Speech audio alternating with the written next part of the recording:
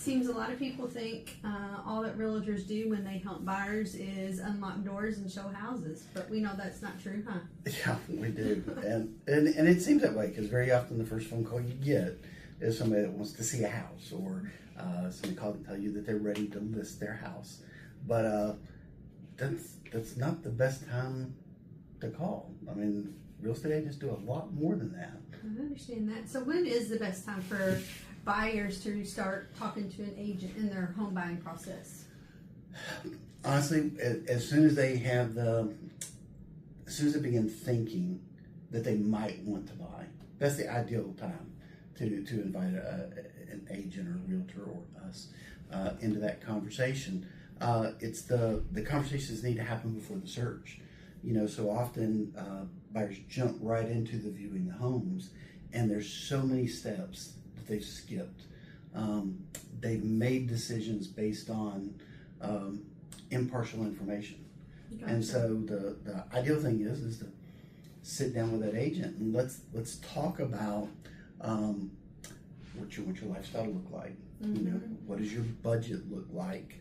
Getting you connected with a lender if you don't have a lender. Imagining what life is like. Tell somebody at home you're interested in a 4-bedroom, 2-bath home. Well, that doesn't tell us what your style is like. That doesn't tell us how you're going to use that house. It doesn't tell us how long you plan to be in that house. And all those are factors that can help us speed that process along of helping you find the right house faster and making sure we don't have hiccups. Sure. You know, because nothing's more frustrating than finding the perfect house for a buyer, and then they haven't done everything they needed to do to put in the offer, and are in a position to win the offer, and they lose out on this house that they fell in love with. Sure. Do that work up front. It makes that process so much smoother later. So what I'm hearing you say is buyers should sit down and go through a buyer's consultation because they fully understand all the costs that are going to be involved in the home buying process, and understanding all the terms that they're going to get thrown at them once they start shopping for a home. Absolutely. And having a clear understanding of their purchase power, right? Because you don't want to start looking at $500,000 homes and realize you can only get in a $350,000 because it wouldn't be. It wouldn't meet those expectations after looking at those higher prices. Or even that they qualify for $500,000, but they don't want that budget that a $500,000. They could take that loan out, but they don't want that monthly payment. Sure. You know, they've got the capacity and the ability to do it. But it's also finding about what's it like in the market right now. What's the competition level? You know, how do we go in? You know, when we have fewer properties and more buyers, there's buyers competing for the same houses, and they all want the best looking houses at the best price.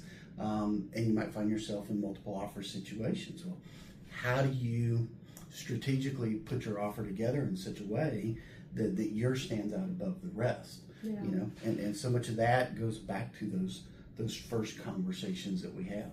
Yeah, setting expectations. Setting expectations. What I'm hearing you say is so you clearly understand. Well, and preparing you so that you can make quick decisions. Yeah. You know, one of the worst things in a really competitive market is you're meeting with a buyer and you're at the house. They love the house, but they want to sleep on it. Mm-hmm. And then the next day they're ready to put an offer in, and that property's already under contract. Yeah. You know, not every market's moving that fast, but those are the reasons you want to sit down and know, hey, is this a more of a buyer's market where I've got more leverage in negotiations? Am I able to ask more of the seller? Or is this more of a seller's market where I need to be coming to the table with my best offer right out of the gate? Sure. And that changes with time. Sure. So we talked a lot about the market knowledge and the strategy before you search for the home and go out and see homes.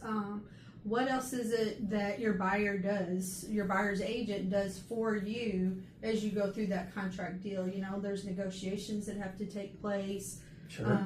Risk management. Explain more about that and what that would mean for a buyer putting their offers in. Even before we get to that point, you know, I want to add that we have access to better tools than the consumer does. Yeah. And so you go online to any number of property search websites, they've got limited things that they can search. Whereas through our MLSs that we have access to, we can really narrow things down. You hate white kitchens, I can make sure you never see a white kitchen. You can't do that anyplace else. So we can get you that right property faster. But yeah, negotiations, you mentioned that is definitely one of the key things, the most valuable things that a good agent brings to the table. I know you've been doing this for 10 years, I've been doing this 16 years, which, by the way, I'm Trey Hunt. This is Susan Oliver. Yep. Together we're Hunt Home Group, serving the Northeast Metro Atlanta area. Guys, we're calling this real estate for real people. So hope you'll keep tuning in. But back to negotiations. So when it comes to negotiations, buyers have this kind of narrow perspective of what makes a good offer, and they think it's just price. You know, it's just higher price, lower price, and there's so much more than that. You know, what's the closing date? What's the earnest money? The different contingencies around the appraisal or around the financing. There's a lot of elements to a contract, and all of those are negotiation points. And so a good agent that sees that whole picture, they may be able to help you give the seller more of what they want over here that you don't care about. You're okay giving this, but you're able to get more of what you want over here, having given that. But without that full picture, you don't have that advantage. A good agent knows their contracts better than anybody else. Yes, they do. And that's a serious way that we protect our clients in particular, because that's something we stay very up to date on, is understanding our contracts, how they work, how they play together. And I would say that we're often able to leverage our knowledge of contracts to take advantage of a lesser trained agent that's out there. I'm not saying that. He is saying that. I'm not saying that. So, understand, we work really hard for you as our buyer because of our knowledge with those contracts. as our client. And our clients. Because it's really surprising how often that when we're on the listing side, we get offers from other agents that are missing things, that have gaps, that are poorly written, and really don't do a good job of protecting their client. It's a disservice to their buyer. It really is, and that's part of the risk management that you talked about. That's another great value that a buyer's agent brings is helping you mitigate risk, because you're putting up your hard-earned money. You're putting up your earnest money. You're paying for appraisals. You're paying for inspections. A deal falls apart at the last minute because of a mistake that was made, because of a disagreement, because somebody didn't understand what the contract actually said. That's money out of your pocket that you don't get back. And so, you know, that's usually the top priority for me. And I think it would be the same for any good agent, is protect your client's money. So that risk management's a really key part. Absolutely.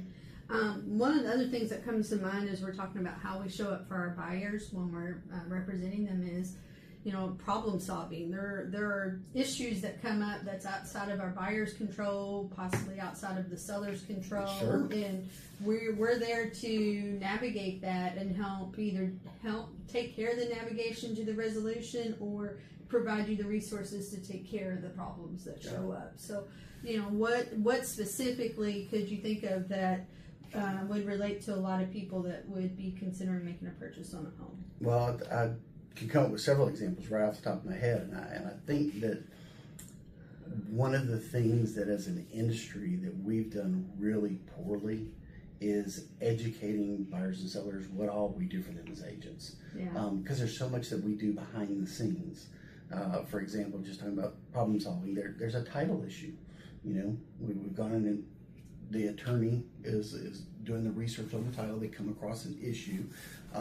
Very often we work with them to get that resolved, and the client never knew it was an issue. Sure. It didn't prevent it, but there was a hiccup. There was something that had to be done. There was a quitclaim deed that needed to be secured. There was a correction that needed to be made on a previous deed that had a misspelling. But then we run into other problems too. You know, obviously after inspection, we find issues with properties. Things happen to a property after the inspection. I can think of 2 closings that the morning of the closing went out to visit the property for the buyer. In one case, the property had been broken into. They'd stolen all the appliances, had tried to pull the fans out of the ceiling, had done major damage to the back door of the property. It was fine the day before, but somebody had broken in that night. And that's a problem. And when we were able to get that fixed, we were able to make that the closing. Had to delay just a few days for us to get crews out, make the repairs, replace the appliances. But we handled that for them. Another case, showed up the morning of closing just to check the property before going to the closing table. Always want to do that as close to closing as possible, because once you buy that property, any issues or problem, they're yours. Yeah. You know? Georgia's a buyer beware state. You're buying every property as is that day of closing. And I showed up to the house, and there's water running out the front door. They had a pipe burst overnight, and so there was damage. You know, all the cabinets had to be replaced in the kitchen. All the hardwood floors had to be replaced. They had to replace the first 4 feet of the drywall, and that one took us a little bit longer. That delayed closing by a couple of months, but fortunately for that investor, that client was an investor, and a 2-month delay wasn't a problem for them. But those are things that were outside the buyer's control, outside of the seller's control, but we had to come up with solutions for them. Absolutely, things happen. And there's an infinite number of other things that could happen besides that. But you know, after combined 26 years in the business, we've seen a lot and know how to handle those things. Absolutely. So to summarize then, you know, as we're talking about this, it's definitely, as you guys can tell, a lot more than just unlocking the door and showing houses. Look at this beautiful archway, right? Yeah. There's a lot of different things that realtors do to show up to service their buyers. It's funny you say it, because nobody needs us to tell them that this is the kitchen. Yeah. You know, what other room would there be a stove in? A stove right? and a refrigerator and a dishwasher. Yeah, we're not And a Vanna kitchen White, sink. right? Yeah. So. Yeah. We'll be doing another show coming up about like red flags for buyers, but that's another episode to show up down the line, something else. But hit that subscribe button, because we're going to continue putting out content like this, and certainly want to help you guys make better real estate decisions throughout Metro Atlanta. Again, I'm Trey. This is Susan with the Hunt Home Group, and please stay tuned. Love to see you in the next video.